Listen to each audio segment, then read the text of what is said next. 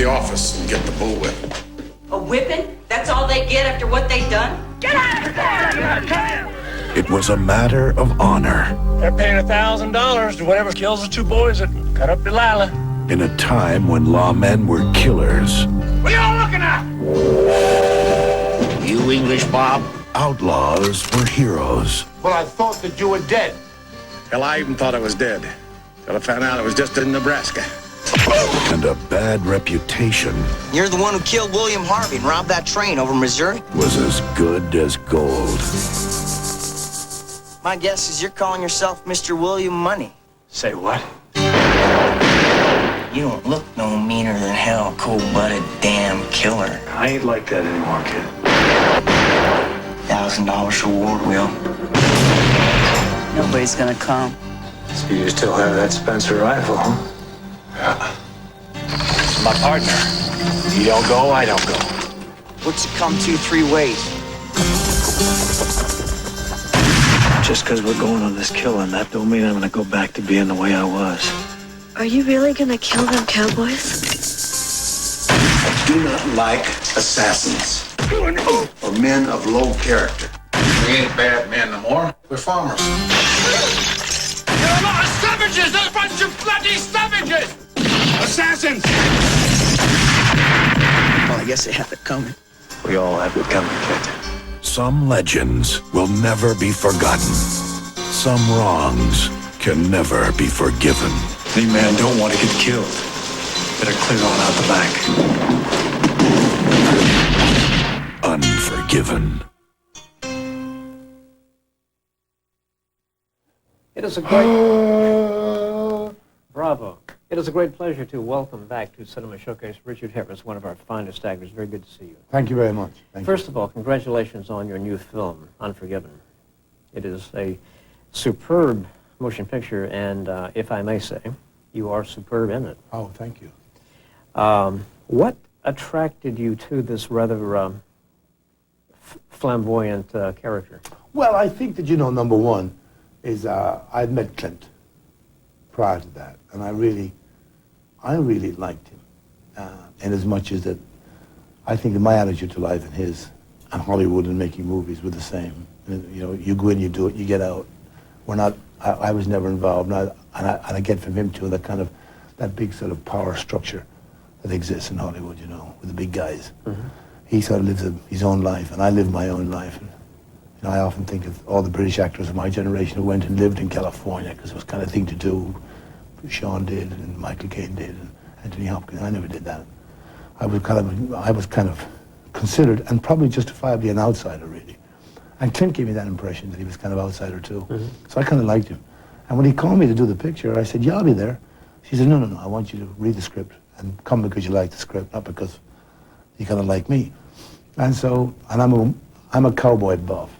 And then I read the script, and I said, God almighty, man, in one fell swoop, he's debunked every Western ever made. The romance of the West. He really hits it hard here, says, this is not true. And I loved it, and I loved the character. I understood the character very well, because being Irish and subjected to that kind of arrogant British, sort of overbearing, sophisticated fake that, English Bob was. I wanted to play that and play the life out of it, to show what real fakes they really were. Yeah. Especially those that came to Ireland, Australia, and those that came over here. They carried all this aristocratic baggage with them, with the Queen, royalty, and all that kind of rubbish. And really, they really were sort of low life. The guys they exported overseas. And I wanted to play the life out of that. I understood it. And I also found it was what he was, what he was doing as a producer and indeed a director in the picture, that playing it like that was a genuinely sort of authentic color to in the kind of story he wanted to tell about the West, and I like that as well. I mean, isn't it an amazing movie? Yeah. I saw it last night for the first time, and I don't go to rushes. I have Any reason why you don't? Yeah, I don't go to rushes. Here's why. I think that if you're very serious about what you're doing, that like any form of creativity, I think that the creating of a role does not finish until the movie ends. Every day it's in abstract. Every day, it's figments of your imagination. It's tiny little wisps of lace and things that are going around in your head. And while you're performing it, you're putting them all together and creating something totally new. If you go and see it, it becomes absolute. And the next morning, you start impersonating what you saw the night before in the rushes. You know, I won't even look at stills in the picture. I don't know what, you know, I can see myself in the morning. That's got nothing to do with it. Mm-hmm. I won't look at stills of me in the part I'm playing, and I cannot look at rushes. So that's the reason I don't go. It's purely academic why I won't go. It doesn't suit me. No. So I didn't see the picture. I read the script, and I had a very clear understanding of what this picture was about till I saw it. And when I saw it, you know, my best friend, a fellow called Terry James, who's a PhD from Oxford University, brilliant guy, brilliant academic. He and I have saw it together last night. Both of us have 100% different views of what the picture's about. But we talk about it endlessly. We're captivated by the picture. Isn't that one of the great things about any movie, though, is that two people can have the best movies in the world are like that. I mean, I think that Clint, the clever thing about Clint in this picture is that he doesn't knock it on the head. He doesn't dot the I's and cross the T's. He says, here is something that I'm very familiar with, that I'm going to do. I'm not going to make it a message picture, if you like.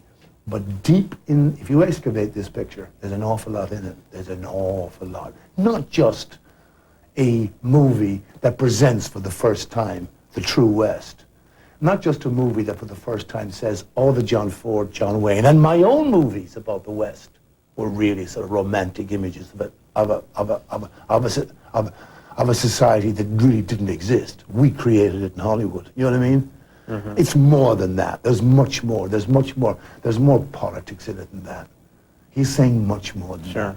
There's something to be said, though, for those wonderfully romantic John Ford. Oh God, man! And listen here. I'm a Western buff. Yeah. Isn't a movie made I haven't got down in my library in the Bahamas? John Wayne three-reelers, old Gene Autry, Charles Sturratt, the Durango Kid. You name them. I've got them all down there.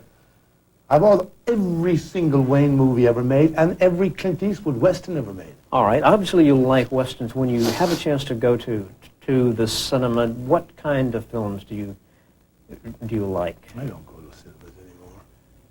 I don't really go anymore. Really? I keep running the old black and white, you know, Preston Probably Sturges, the best choice. Preston Sturges movies and the great George Cukor movies and that. The old, you talk about real Houston, real wit. Yeah. You don't get any better than Sturges. Oh, the best. The best. Absolutely the best. Yeah.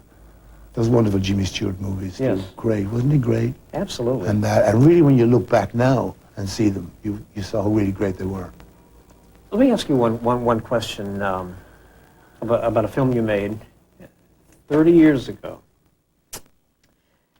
One of the most expensive movies, and the reason I bring this up is that I just watched it again. I was so impressed by the visual qualities in Mutiny on the Bounty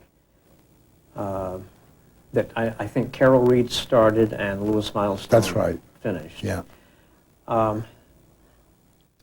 Was there any truth to the rumors that persist to this day about the difficulties between yourself and Marlon Brando? No. I mean, Marlon Brando and I had, towards the end of the picture, one row. We actually had one row. And what it was that, you know, I had an 8-month-old son that I'd never seen. Never seen. And I wanted to get home to see him. And the conflicts between Marlon and the head office and MGM became excruciatingly boring to us. Because we just sit around while they fought it out. And I really got angry one day. And I challenged Marlon on it. You know, he was being disrespectful to all of us. But the same, you know, but I knew Marlon later on. We became very friendly. Well, not to say very friendly, but friendly later on. He explained to me the problems he had in the picture and how he was, in a strange way, deceived by head office on what picture they were going to make and the picture he wanted to make and they wanted to make. They weren't honest about it. To him, he wanted to make a certain type of picture. He had the right to say yes or no, and they kind of deceived him in a way. So I understood what he was about, and he still is the world's greatest actor. He's the greatest actor this country ever produced.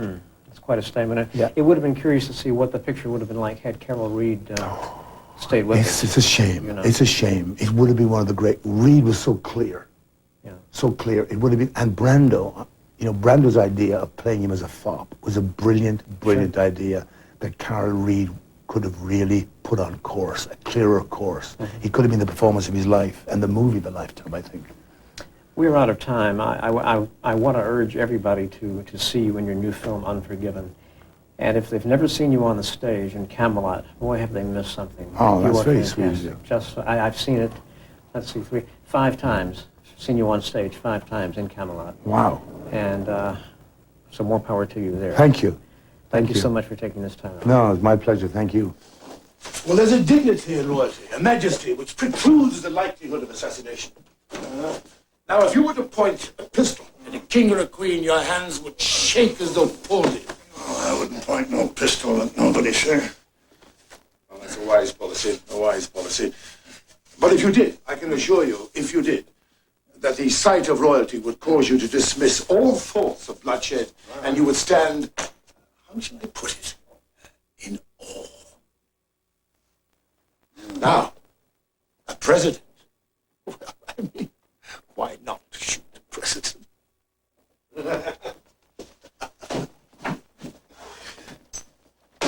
Keep the chain. Thank you. This is Strawberry Alice person. Tell me again. Down the street and across, Greeny's Beer Garden and Billiard Parlor. Just ask for Alice, say you want a game of billiards. Billiards. Even though I don't really wish to play. Oh, no matter. They burned the table in '78 for firewood. Quite right.